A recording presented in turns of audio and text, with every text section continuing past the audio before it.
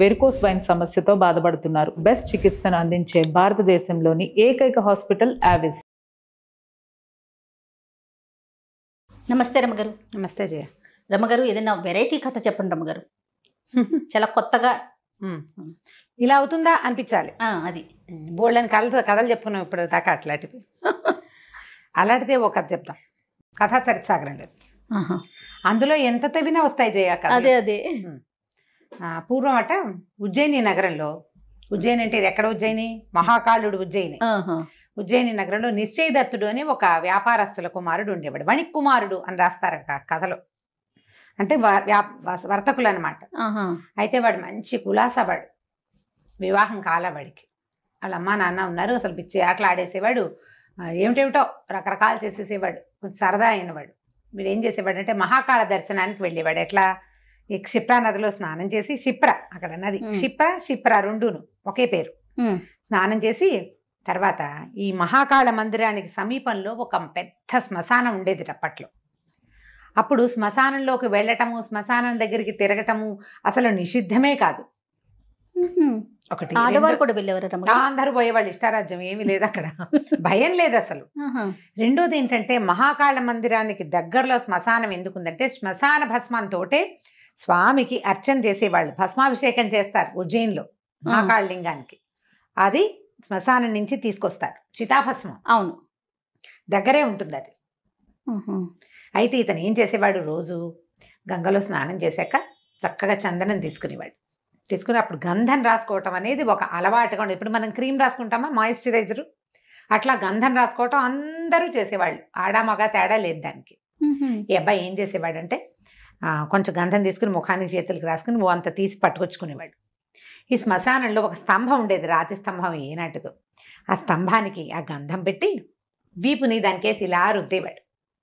వీపుకి గంధం రాసుకోవటానికి ఆ స్తంభాన్ని వాడుకునేవాడు అబ్బాయి. వీపు మీద చేయి అందదు కదా, ఎగిడి దిగిడిపోతుంది. స్తంభం మీదకి ఇట్లా వీపు రాసేవాడు అనమాట. ఇలా రాయిగా రాయిగా రాయిగా కొన్నాళ్ళకి ఆ స్తంభం ఓవైపు నున్నగా అయిపోయింది. ఓనాడు ఒక రాత పనివాడు, ఒక శిల్పి అక్కడికి వచ్చారు ఈ స్తంభం దగ్గరికి. వచ్చి స్తంభం నున్నగా ఉండేసరికి, అదొక స్తంభం అంటే ఒక రాయి, అంటే మన కొండరాయి అలా పొడుగ్గా ఉందనుకుందాం. అవును. అక్కడ రాతి నునుపు చూసి అబ్బా ఎంత బాగుందిరా అని ఈ వ్రాత పనిగాడు ఉన్నాడు కదా, వాడు ఒక అమ్మవారి గౌరీదేవి పిక్చర్ వేశాడు చేతితోటి, ఇట్లా పెన్సిల్ తోటి. చిన్న చిన్నవి ఉంటాయి కదా రాసే పరికరాలు. ఈ శిల్పి అన్నాడు, ఎంత బాగా కుదిరిందిరా, రాయి ఎంత బాగుందో అమ్మ అంత బాగుంది అని చెప్పి చక్కగా ఉలి పట్టుకుని చెక్కేసి గౌరీ స్వరూపాన్ని చెక్కాడు ఆ రాతి మీద. చెక్కేసరికల్లా ఒక రోజు గడిచింది. ఇదొక మధ్యాహ్నం అయ్యింది.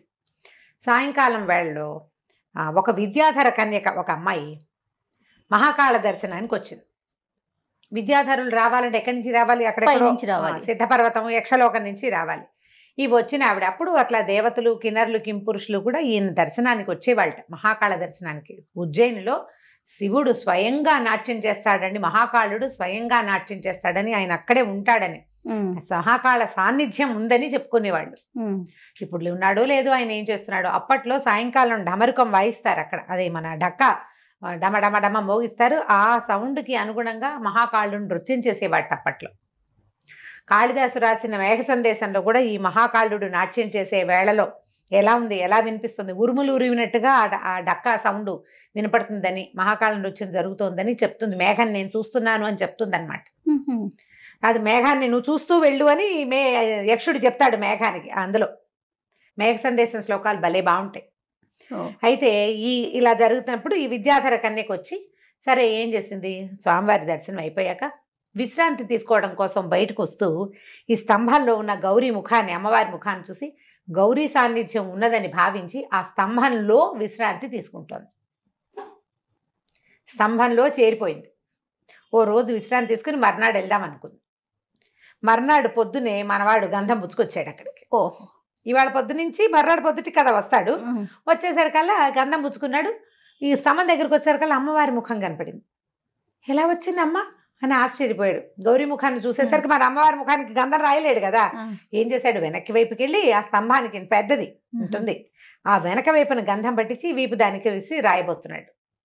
ఈ స్తంభంలో ఉన్నటువంటి ఆ విద్యాధర కన్యక, ఎంత బాగున్నాడు అబ్బాయి, భలే ఉన్నాడు అనుకుంది.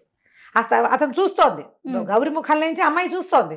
వీడు వెనక్కి వచ్చి స్తంభానికే ఈ గంధం రాసి తన వీపు దానికి ఆనించేశారు. కల్లా సంతోషం పట్టలేకపోయింది.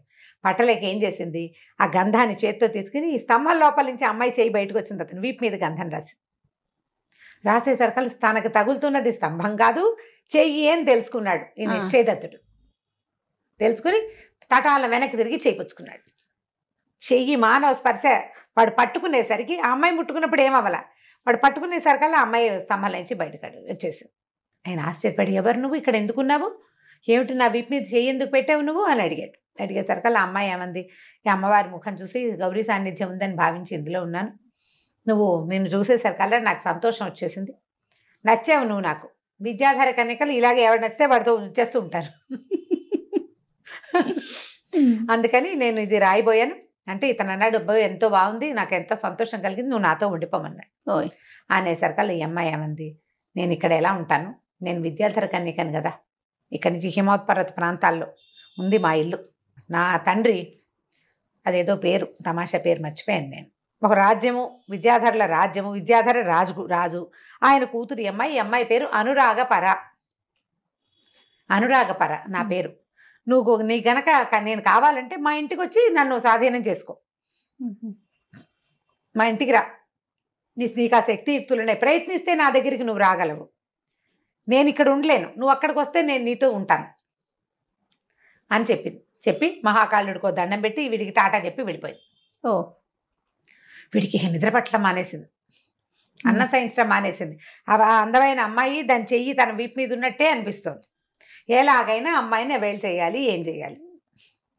లవ్ ఎట్ ఫస్ట్ సైట్ కథలు ఇప్పుడు మనం వింటామా, నాకు మామూలుగా ఒళ్ళు మండిపోతుంది. ఇదివరకు రోజుల్లోనే ఉన్నాయి అంటారా? ఎప్పటి నుంచో ఉన్నాయి మరి ఇవి. మొహం చూడడం, పెళ్లి చేసేసుకోవడం, చూడడం, దూకేయటం, అంతే.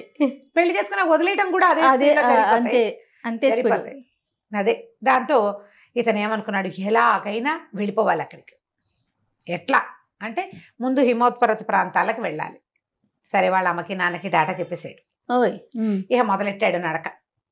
వెళ్తుంటే ఇతనికి ఒక 3-4 కలిశారు. వాళ్ళు కూడా ఉత్తరం వైపు వెళ్తున్నారు. ఉత్తరం వైపుకి వెళ్తేనే కదా కాశీ, ఇక్కడి నుంచి ఉజ్జయిని నుంచి వీళ్ళు ఉత్తరానికి నడిస్తేనే హిమోత్పర్వత ప్రాంతాలు. అక్కడే వీళ్ళు ఉంటారు, ఈ సిద్ధులు, చారణులు, యక్షులు, విద్యాధరులు, వీళ్ళంతా ఉండేది అక్కడ. సరే వెళ్తుంటే ఏమైంది, మధ్యలో ఒక దోపిడీ కాండ్ర ముఠా ఒకటి వీళ్ళని పట్టేసింది. వీళ్ళని పట్టేసి ఎవరికో అమ్మేశారు. వాళ్ళ దగ్గర ఇప్పుడు వీళ్ళు బాటసారులుగా వెళ్ళే వాళ్ళ దగ్గర కత్తి కఠార్లు ఏముంటాయి, ఏదో చేపాటి కర్రలు సాయం పట్టుకుని వెళ్తారు. వీళ్ళకేమి శక్తియుక్తులు అవి ఉన్నవాళ్ళు కాదు. ఈ దోపిడీ కాళ్ళు వాళ్ళు వస్తే, దోపిడీ కాండ్ర ముఠాలు వస్తాయా, వాళ్ళు ఏం చేస్తారు, వీళ్ళ దగ్గర డబ్బులు ఉంటే సరే, లేకపోతే వీళ్ళనే 2 పీకేసి కొట్టి వీళ్ళని బానిసలుగా తీసుకెళ్ళిపోతారు. తిరగబడలేరు వాళ్ళు కొట్టి చంపేస్తారు. వాళ్ళు ఏం చేశారు, తీసుకెళ్ళి ఈ బానిసల్ని కొనే ఒక ముఠాకి అమ్మేశారు. అక్కడి నుంచి వాడేం చేశాడు, తనకి చాలా స్నేహితుడైన ఒక మ్లేచ్ఛ సరదారికి కానుకగా పంపించాడు వీళ్ళు నలుగురిని. అక్కడ ఒక నలుగురు, ఇతనితో పాటు ఇంకో 3 ఉన్నారనమాట. అక్కడికి వెళ్ళేసరికల్లా ఏమైంది, ఏ సర్దారు కోసం అయితే ఈ వీళ్ళని పంపారో ఆయన చచ్చిపోయాడు. ఆయన కొడుకు ఆ ముఠ అక్కడున్న గుంపుకి రాజు అయ్యాడనమాట. వాడేమన్నాడు, మా బాబు కోసం వచ్చే ఇవి, వీళ్ళు వచ్చింది ఎందుకు, మా నాన్నకి వాళ్ళ స్నేహితుడు నజరాగన్నగా ఇచ్చాడు, నాన్న పోయాడు కాబట్టి నాన్నని పూడ్చిన చోట వీళ్ళని పూడ్చి పాతేస్తే మా నాన్నకి పరలోకంలో సహాయం చేస్తారని భావించి వీళ్ళని నలుగురిని పూడ్చేద్దాం, ఇవాళకి కట్టేయండి అన్నాడు. ఎలాగూ రేపొద్దున పూర్తి చేసేవాడికి ఇవాళ అన్నం ఎందుకు, అన్నం లేవు, నీళ్ళు లేవు, కట్టి పారేశారు వాళ్ళని. ఇప్పటికి ఎన్ని రోజులుగాను తిండి తిప్పలేవు. అందరూ ఏడ్చుకోవటం మొదలుపెట్టారు. ఇదేమిట్రా నాయన, ఎక్కడికో వెళ్దామంటే ఇది ఇలా వచ్చింది మన ప్రాణాలకి అని ఏడుస్తుంటే అప్పుడు వీడేమన్నాడు, మనం మహాకాళిని ప్రార్థిద్దాము, అమ్మవారు ఏదైనా సహాయం చేస్తుందేమోనని. అప్పటికి అభోజనంగా ఉన్నారుగా, ఉపవాసంతో నిన్ను ప్రార్థిస్తున్నాం అమ్మ, మమ్మల్ని మ్లేచ్ఛుల నుంచి రక్షించమని మహాకాళిని ప్రార్థించగా తెల్లవారుజాము వరకు అలా ప్రార్థిస్తుంటే వాళ్ళ అదృష్టం బాగుండి ఆ వాళ్ళ నిండు పున్నమి, దాంతో తెల్లవారుజామున దేవి సాన్నిధ్యం లభించేసింది వాళ్ళకి. అమ్మవారు ఆశరీరమని వినపడింది, మీ కట్లు విడిపడినాయి వెళ్ళిపోండి అని. చూస్తే కట్లు గిట్లు ఏం లేవు, పరిగెత్తుకుంటూ పారిపోయి బయటకు వచ్చేసారు. వచ్చేసాక కొంత దూరం పోయాక వాళ్ళు అన్నారు, ఒరే నాయన, మేము ఇంకా ఉత్తర భూములకు రాము, ఆ ఉత్తరానికి నడిచిన కొందికి ఇలాంటి కష్టాలే వస్తాయి, ఎవడో ఒకడు ఎత్తుపోతుంటాడు, వాళ్ళ భాష కూడా మనకు అర్థం కాదు, కాబట్టి మేము రాము, మేము దక్షిణానికి వెళ్ళిపోతాం, దక్షిణాపథం వైపు వెళ్తాం, నీ ఇష్టం అన్నారు. ఇతను మాత్రం ఆ అనురాగపర లేకుండా వెనక్కి వెళ్ళే ఉద్దేశం లేదు. వెనక్కి వెళ్ళడు అసలు. వాడు అనురాగపర ఎక్కడుంటే అక్కడే ఉండిపోతాడు, అంతే. అదే కావాలి వాడికి. ఇలా పెచ్చుంటుంది ఒక ఏజ్లో, అది ఏమో అనుకుంటామో ఇక అదే కావాలనిపిస్తుంది. సరే వెళ్ళిపోతున్నాడు. ముందుకెళ్తుంటే ఏమైంది, ఒక మహావ్రతులు ఒక నలుగురు ఇతనికి ఎదురుపడ్డారు. యతీశ్వరులు అనమాట. వీళ్ళు ఏంటంటే తీవ్రమైన తపస్సు చేస్తున్న ధోరణి ఉన్న వాళ్ళు, వ్రతి అంటారు వాళ్ళని. ఈ వ్రతులు ఎలా ఉంటారు, కాషాయము గడ్డం మీసాలు పెంచుకుంటారు, సన్యాసం పుచ్చుకోలేదు, ఏదో ఒక దీక్షలో ఉంటారనమాట. వాళ్ళతో కలిసి నడవడం మొదలుపెట్టాడు. ఏదో దొరికిన చోట కాయా కసురు తిన్నారు, వాళ్ళు జపాలు చేసుకునే వాళ్ళు నడుస్తుంటే వాళ్ళతో పాటు నడుచుకుంటూ పోయేవాడే నిశ్చయదత్తుడు కూడా. అయితే ఒక గ్రామం దాటి అడవి దాటి వెళ్తుంటే ఆ గ్రామంలో వాళ్ళు చెప్పారు, అక్కడెక్కడికి పోతున్నారు, ఆ మధ్యలో ఒక పాడుపడిన శివాలయం ఉంది.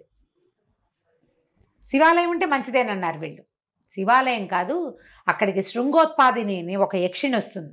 అది మంత్రం చదివి కొమ్ములు వచ్చేలాగా చేస్తుంది, జంతువులుగా మార్చేస్తుంది, మనుషుల్ని విరుచుకు తినేస్తుంది, కాబట్టి వెళ్ళొద్దన్నారు. అనేసరికి వ్రతులు కదా వీళ్ళు, దాని సంగతి మేము చూస్తాం.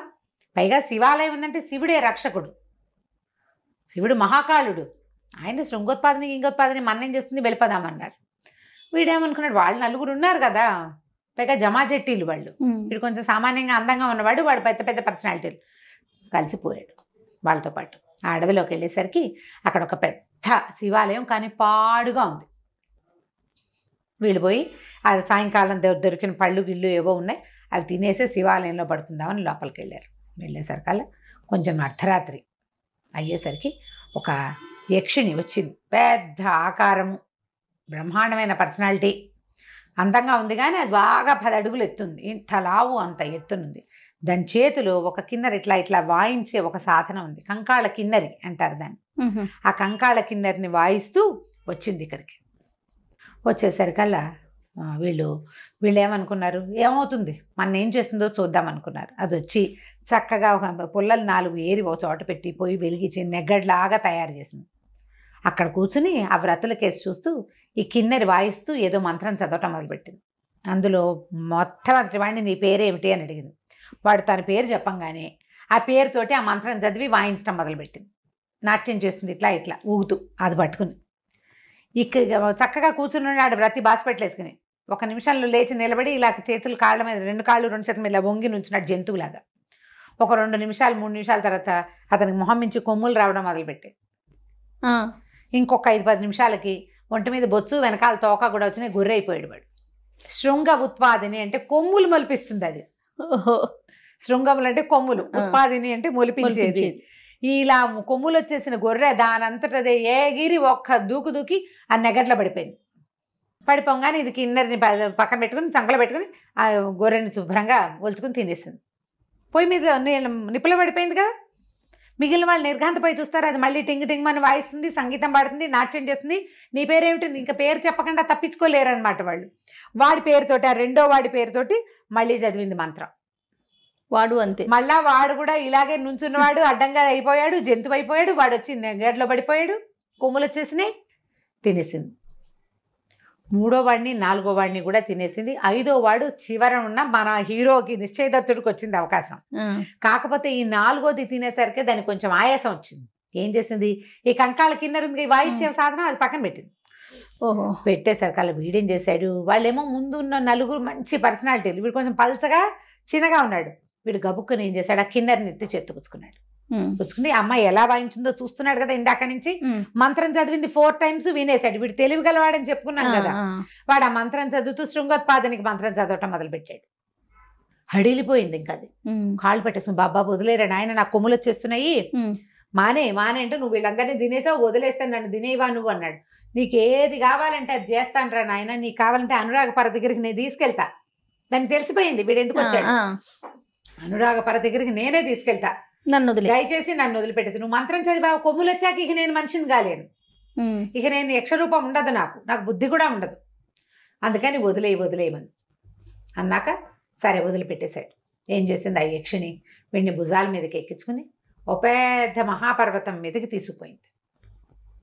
నువ్వు ఇక్కడ ఉండు, తెల్లారిపోయింది, ఇక నా శక్తి ఉండదు, తెల్లవారిపోయింది. ఇదంతా అర్ధరాత్రి మొదలై తెల్లారుజాము దాకా సాగింది.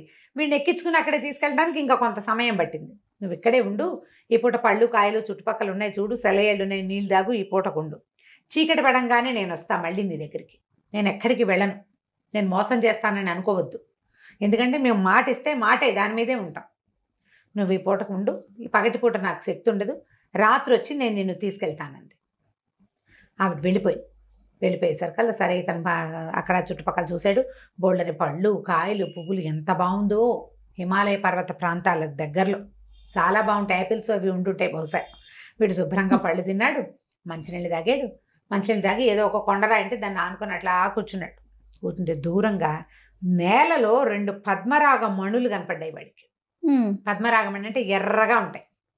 ఎర్రటి 2 మణులు ఇట్లా మట్టిలోంచి మొలిచినట్టుగా ఉన్నాయి. అవి మణులేమోనని వాటి దగ్గరికి వెళ్ళాడు. అవి తీయటానికి ఓ పుల్ల పెట్టి ఇట్లా ఇట్లా ఇట్లా అన్నాడు. కదిపేశారు కల్లా అవి మణులు కాదు, ఒక కోతి తాలూకు కళ్ళు. కోతి ముఖం కనపడింది వాడికి. అది బతికే ఉంది, నేలలో ఉంది. దాని కళ్ళు మాత్రం పైకి ఇట్లా చూస్తున్నాయి అనమాట. నిర్గాంతపడి ఇదేమిటి కోతి మొహం కనిపిస్తోందని.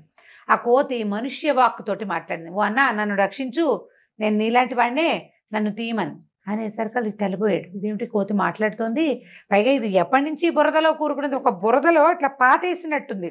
దాని కళ్ళు 2 ఇలా కనపడుతున్నాయి ఎర్రగా. సరే ఏం చేశాడు, అలాగా బయటికి తీసాడు. చుట్టూతా తవ్వి దాని ఒంటికి దెబ్బలు తగలకుండా అట్లా కొట్లా తవ్వాడు, బయటికి తీసాడు. తీసేసరికల్లా ఆ కోతంది, నన్ను రక్షించావు నాయన నువ్వు నన్ను, సరే పద, ముందు ఎన్ని రోజులైందో ఆహారం లేకుండా ఎప్పటి నుంచో బతుకున్నాను, సరే పద నీకు మంచినీళ్ళు అవి చూపిస్తానని ఒక ఆ అడవిలో, అది కొండ మీద ఉన్నారు కదా, ఎక్కడున్నారు వీళ్ళు, శృంగోత్పాదిని తీసుకొచ్చింది వీడిని అనురాగపర దగ్గరికి వెళ్ళడానికి. శృంగ అంటే ఆ కొండ మొదట్లో వదిలిపెట్టింది. ఆ అడవిలోకి తీసుకెళ్ళి చక్కగా బోల్డ్ అని నీళ్లు, చక్కగా పళ్ళ చెట్లు ఉన్న నీడగా ఉన్న ఒక చోటికి తీసుకెళ్ళింది. ఆ కోతి 4 పళ్ళు తిని మంచినీళ్ళు తాగింది. ఈయన నిశ్చయదత్తుడు కూడా పళ్ళు తిన్నాడు. మంచినీళ్ళు తాగాక అడిగాడు, ఏమిటో నువ్వు కోతివి, మనిషి భాష ఎలా మాట్లాడుతున్నావు, నువ్వెవరు, ఇక్కడికి ఎలా వచ్చావు, ఎక్కడి నుంచి ఇక్కడికి వచ్చావు అని అడిగేసరికల్లా హరిశర్మన్, అన్న నా కర్మ ఏమని చెప్తావు, నా పేరు హరిశర్మ, నేను ఉజ్జయిని నగరమే మాది, ధారానగరం ఆ పక్కన ఎక్కడో ఉండేవాడిని. మా అమ్మ నాన్నలకి నేను ఒక్కడే కొడుకుని. అయితే నేను చాలా అందగాడిని చిన్నప్పుడు, అంటే మొదట వీడు మనిషిగా ఉన్నప్పుడు. ఒకనాడు నేను కొంచెం కాస్త వేషాలు మారిని, కాస్త ఆడపిల్లల సరదా ఎక్కువే నాకు. ఒక బజార్లో వెళ్తుంటే ఆ బజార్లో ఒక పెద్ద గొప్ప వ్యాపారస్తుడి కూతురు, దాని పేరు బంధుదత్త. దానికి పెళ్ళైపోయింది. వరాహదత్తుడు అనేవాడితో వివాహం అయిపోయింది.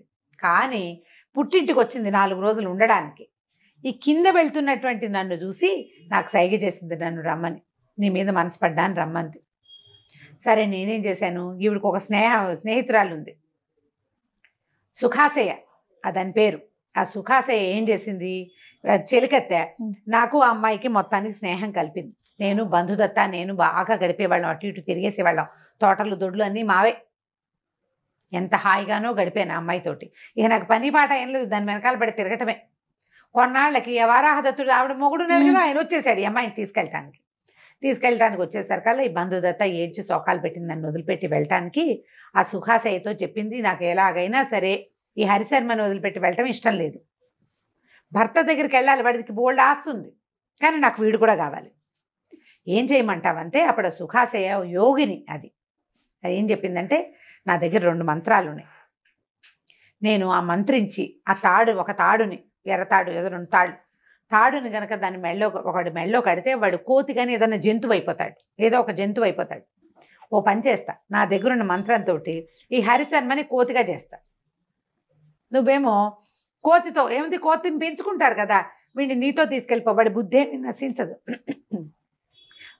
ఏమీ నశించదు, వాడికి జ్ఞానం ఉంటుంది, భాష ఉంటుంది, కోతిగా ఉంటాడు. మీ ఆయనతో ఉన్నప్పుడు కోతిగా ఉంచుకో, మీ ఆయన ఊరే బయటికి పనిలోకి వెళ్ళిపోగానే వీడి మెళ్ళంచి మంత్రం చదివి తాడిప తీసేసావా, వాడు మనిషి అయిపోతాడు, హాయిగా నువ్వు ఎంజాయ్ చేద్దువు కానీ అని చెప్పి ఆ యోగిని అయినటువంటి సుఖాశయ నా మెళ్ళలో ఒక తాడు కట్టింది, ఇదిగో ఇదే ఆ తాడని చూపించాడు. మెళ్ళలో ఒక తాడు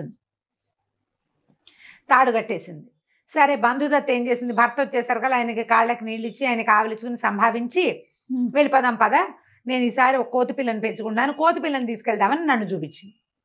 ఆయన కొంచెం సరదా పడ్డాడు. నిన్న ఎంత కోతి ఎంగగా ఉంది, దానికి ఎగరటం దూకటం అన్నది, అత్తే ఇత్తే అంటే తెస్తుంది, మాట్లాడటల్లా, వాడికి మాటలొచ్చు కానీ మాట్లాడటల్లా, మాట్లాడకుండా కోతిగానే ఉంటున్నాడు. కోతి తెలివిగా అన్ని పనులు చేస్తూ పళ్ళు పట్టుకురా, కాఫీ పట్టుకురా, టీ పట్టుకురా చేస్తుంటే సరదా కాదు. ఆయన సరదా పడ్డాడు. సరే మేము ముగ్గురం బయలుదేరాం. బోళ్ళంత పరివారం, పనివాళ్ళు. అమ్మాయి అత్తారింటికి వెళ్తుంది కదా, సారే గీరే అన్నీ ఇచ్చారు, పనివాళ్ళు అంతా ఉన్నారు. తీరా మేము బయలుదేరి వెళ్తే మధ్యలో అదేంటి వాళ్ళ ఊరేందేం దగ్గర కాదు, దారిలో ఆగాలి కొన్ని చోట్ల. ఒక అడవిలో ఆగాం. ఆగేసరికల్లా ఏమైంది, ఆ అడవిలో ఒక కోతుల గుంపు ఒకటి వచ్చింది. వాళ్ళు అవి నన్ను చూడంగానే తమ జాతివాడు ఒకటి కనిపించేసరికల్లా వెంబడి పడిపోతాయి కోతులు. ఇక నన్ను పట్టి పీకి లాగేసినాయి. వాళ్ళు ఎంత ట్రై చేసినా పని వాళ్ళంతా వెంబడబడ్డారు. ఆ బంధుదత్త ఏడ్చి శోకాలు పెట్టింది. ఈ వరాహదత్తుడు వెంబడబడ్డాడు కర్ర పుచ్చుకుని. అయినా సరే ఆ కోతులు నన్ను వదిలిపెట్టలేదు. వాళ్ళకి నేను దొరకల. ఈ కోతులు నన్ను, వీడికి కోత అయ్యాడు కానీ ఎగరటం దూకడం ఏం పెద్దగా రాదు పాపం. ఒక్కో కోతి దీన్ని చేయిపుచ్చుకోవటం, రెక్కపుచ్చుకోవటం, విసిరేయటం, ఆ చెట్టు మీద పడ్డాం. అక్కడి నుంచి ఇంకోటి పట్టుకుని ఇంకో చోటకి విసిరేయటం. అటు ఇటు విసిరేసేసి అడవంతా విసిరేసేసి చివరికి నన్ను సొమ్మసిల్లి పడిపోయాను నేను. వాళ్ళేమో ఇంకా చూశారు వెతికారు నా కోసం. ఆ కోతి గుంపులో ఈ వీళ్ళ కోత ఎక్కడుందో తెలీదు. దీని గుర్తేమిటి, మెళ్ళలో ఎర్రతాడు. ఆ మంత్రం చదివి ఊడదీస్తేనే వాడు మనిషి అవుతాడు, లేకపోతే అవడు. నేనేమో ఎక్కడో పడిపోయా. ఈ బంధుదత్త ఏం చేస్తుంది, ఇంకేం చేస్తుంది. దాని వల్ల దుర్మార్గురాలు నేను మనిషిని కాకుండా కోతినయ్యాను. నా బతికిట్లా అయిపోయింది. నేనేమో ఇక్కడ పడిపోయాను. వాళ్ళు కాస్త వెళ్ళిపోయారు. ఇంకేం చేస్తారు, మొత్తం అంతా వెళ్ళిపోయారు. ఈ కోతులు పీకి రక్కి నన్ను, నేను వాళ్ళలాగా ప్రవర్తించట్లేదని వాటిలాగా అన్నీ పీకేసినాయి నన్ను.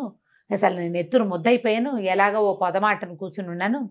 మెల్లిగా ఒక పూట కాస్త సర్దుకున్నా. నా కర్మానికి ఎలాగో అలాగా ఇంటికి నడిచి వెళ్ళిపోదాం, కనీసం ఆ సుఖాశయ దగ్గరికి అయినా వెళ్తే అది ఆ తాడైనా ఊడదీస్తుంది అని అనుకున్నాను. కానీ ఇంతలో ఏనుగుల గుంపు ఒకటి వచ్చింది. వాటిల్లో ఒక పిడి ఏనుగు, ఆడ ఏనుగు చాలా తిక్కలో ఉంది. అదేం చేసింది, నన్ను మెడబట్టేసుకుంది. ఎందుకంటే దీనికి ఎగరటం పారిపోవడం రాదు ఈ కోతికి, ఇది మనిషి కోతి కదా. ఏం చేసింది, వర్షాకాలం బాగా ఒక పుట్టలో నన్ను పాతేసేసింది. ఓహోహో, పుట్టలో పాతిపెట్టి తొక్కేసింది నన్ను, లోపలికి తొండబెట్టి నొక్కేసింది అనమాట. నేను అందులో ఇరుక్కుపోయాను. ఏదో మనిషిని కాబట్టి ఆలోచించి శివనామ స్మరణ చేసుకుంటూ, ఉజ్జయిని మహాకాళుడు మరి ఆయన గుర్తు చేసుకుంటూ శివనామ స్మరణ చేస్తూ ఎవడో ఒకడు వచ్చి నన్ను రక్షించపోతాడని బతికున్నాను నాయన. అందుకే నేను ఇంత బక్కచిక్కిపోయి ఓపిక లేదు. పుట్ట ఏమైంది, క్రమంగా వానకి కరిగిపోయింది. ఇది లోపల ఇరుక్కుంది కదా, పై పుట్టంతా పోయింది. ఈ ఇరుక్కుపోయిన కోతి ఇరుక్కుపోయినట్టు అడుగునే ఉండిపోయింది. దాని కళ్ళు ఒకటే కనపడుతున్నాయి అనమాట అని చెప్పింది. చెప్పి నువ్వెవరు ఏమిటి అని అడిగింది. నువ్వెవరంటే ఈ నిశ్చయదత్తుడు చెప్పాడు, ఫలానా ఒక యక్షిని నా వీపుకి గంధం రాసింది, నేను దానికోసం బయలుదేరాను, మధ్యలో శృంగోత్పాదిని కనపడింది, అదే నన్ను తెచ్చి ఇక్కడ పెట్టింది అనేసరికల్ ఈ హరిశర్మ అన్నాడు, ఆడవాళ్లతో చాలా కష్టాలు భయ్యా, నీకు తెలీదు, చాలా కష్టాలు పడ్డాడు కదా. చూడు, దానికి మొగుడు కావాలి, నేను కావాలి. పైగా కట్టుకున్న భర్తకి అన్యాయం చేసేది నన్ను ఎలా ఉద్ధరిస్తుందనే జ్ఞానం లేదు నాకు. నువ్వు కూడా నాలాగానే స్త్రీ వల్లనే ఇంత కష్టపడుతున్నావు, ఇంత దూరం వచ్చావు. నీ ఇల్లా వాకిలా ఇక్కడ ఏముంది? అక్కడికి వెళ్ళాక నువ్వు మనిషివి, ఆవిడేమో యక్షిని, విద్యాధర కన్యక. అక్కడ ఎవడైనా ఓ విద్యాధరుడు కలిసి వచ్చి ఆవిడని కనుక లైన్లో పెట్టాడంటే అది అటు వెళ్ళిపోతుంది, నువ్వు మిగిలిపోతావు. ఇలాగే జరుగుతుంది. వాళ్ళు స్వజాతులు, ఒకే జాతి వాళ్ళు, వాళ్ళకి వాళ్ళు కావాలి. నువ్వు మనిషివి కదా. వాళ్ళలో మగవాడు ఎవరికైనా దాని మీద ఆశ పుట్టి నిన్ను చంపేసినా చంపేస్తారు ఒకటి, లేదా అదే ఎవరి దగ్గరికైనా వెళ్ళి నిన్ను వదిలేస్తుంది. ఎందుకు వచ్చింది ఆ యక్షిని, ఎవరితో వస్తుంది కదా ఇప్పుడు శృంగోత్పాదిని, ఇంటికి వెళ్ళిపో, హాయిగా ఉజ్జయిని వెళ్ళిపో, మహాకాళ సేవ చేసుకుంటూ బతకచ్చు. ఇక్కడ ఎందుకు ఆడాళ్ళని నమ్మకూడదు. నేను నా స్నేహితుడు ఒకడు, ఒరే స్త్రీలను నమ్మద్దురా, ఇలాగా ఆల్రెడీ భర్తలు ఉన్న వాళ్ళని అసలు నమ్మకూడదని చెప్పాడు, నేనే వినలేదు, చూడు వాళ్ళు ఇక్కడ తగలబడ్డాను ఇలాగా అని వాడు విసుకుంటున్నాడు అనమాట. అనేసరికి నిశ్చయదత్తుడు అన్నాడు, అబ్బే అనురాగభరత్ చాలా ప్రీతి, నేను ఆమె వెంటపడలా, ఆమె నా వెంటపడింది. స్తంభాల నుంచి చేపెట్టి వీపు మీద నువ్వు గంధం రాసింది, ఆవిడకి నేను నచ్చాను, నాకు అలా నా విషయంలో అలా జరగదు.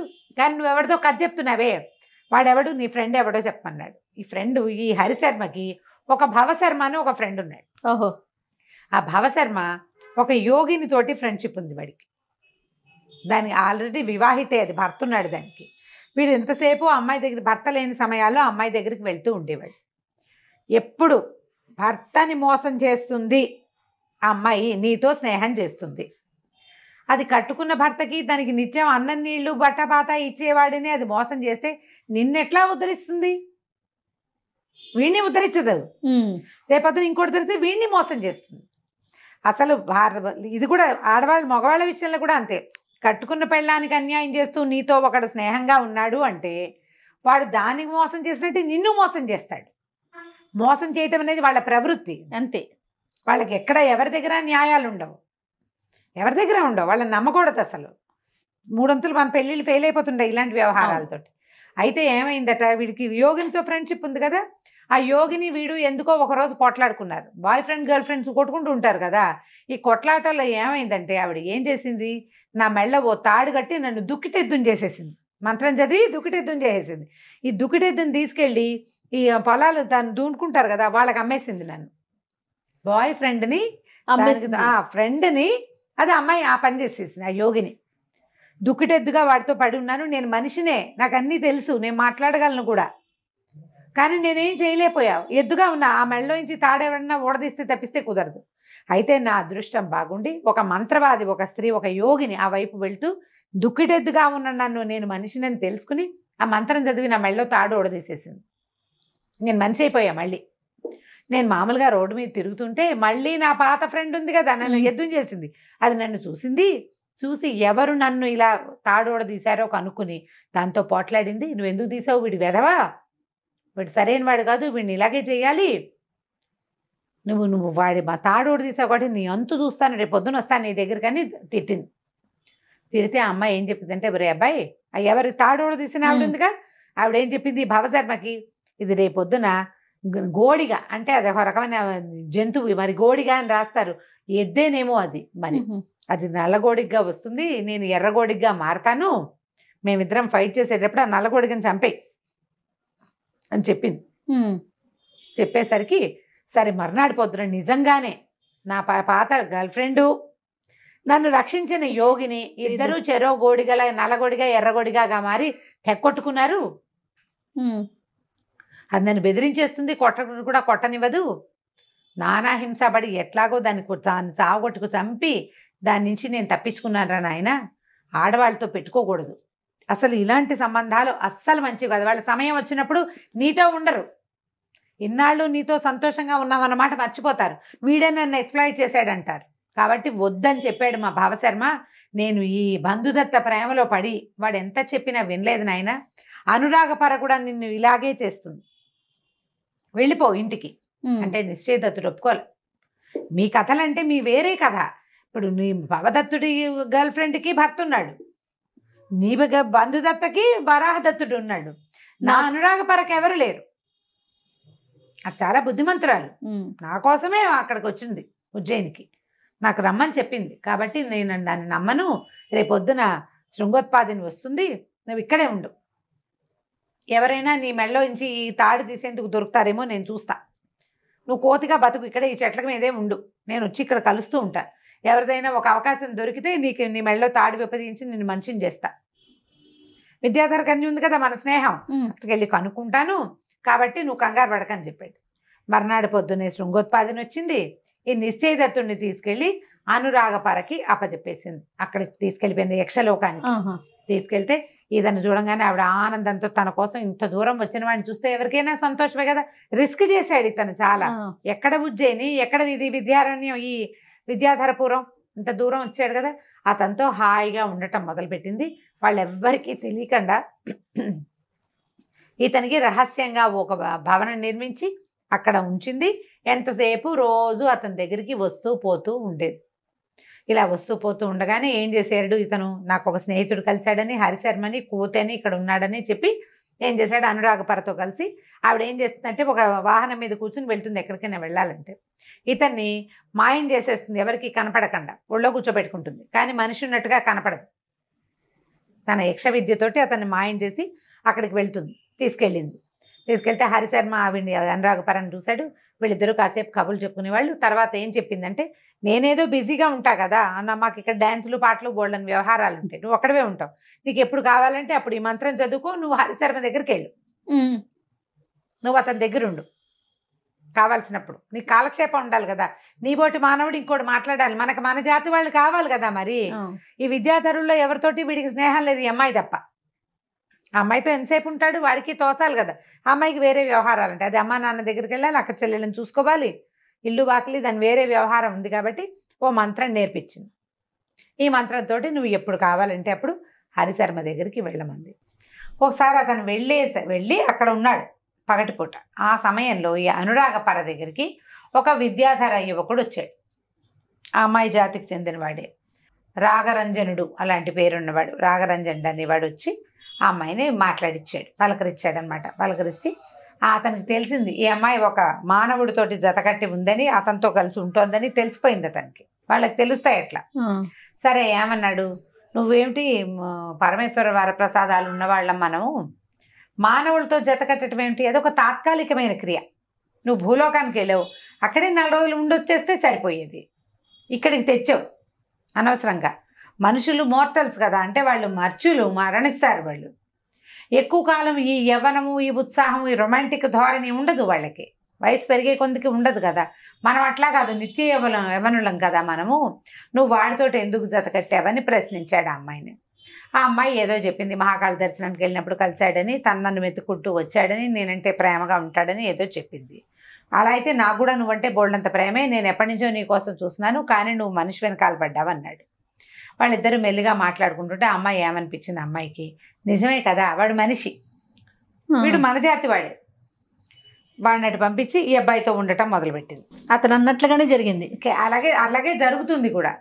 అయితే ఏమైంది, ఈ పగలల్లా ఇతనితో ఉంటుంది. సాయంకాలానికి నిశ్చయదత్తుడు వచ్చేసరికల్లా అమ్మాయికి పొద్దునుంచి ఒక మగవాడితో గడిపి అతనితో తిరిగి ఉండేసరికి సాయంత్రం నాకు తలనొప్పి, నాకు విసుగ్గా ఉంది, నువ్వు నీ దారి నువ్వు ఉండు, నన్ను డిస్టర్బ్ చేయకు అంట మొదలుపెట్టింది. సరే ఏమైంది, మళ్ళీ ఇంకొకసారి నిశ్చయదత్తుడు వెళ్ళినప్పుడు డల్గా కనపడ్డాడు. హరిశర్మ అడిగాడు, ఏమిటి మిత్రమా డల్గా ఉన్నావు అంటే, అయ్యో అనురాగపరకి చాలా తలకాయ నొప్పి, అనారోగ్యం వచ్చేసింది, ఎందుకో తెలీదు. పాపం విద్యాధర కన్యక నాలాంటి మనిషితోటి జత కట్టడం వల్లే అమ్మాయికి జబ్బులు వచ్చినట్టున్నాయి, పాపం నాకు చాలా బాధగా ఉంది. నా వల్లే అనురాగపరకి అనారోగ్యం వచ్చింది, పైగా నన్ను కాపాడాలి, ఎప్పుడు నన్ను దాచాలి, వాళ్ళ అమ్మా నాన్న దగ్గర నుంచి, ఆమె జాతి వాళ్ళందరి దగ్గర నుంచి నన్ను దాచిపెట్టాలి, కష్టపడుతోంది నా వల్ల.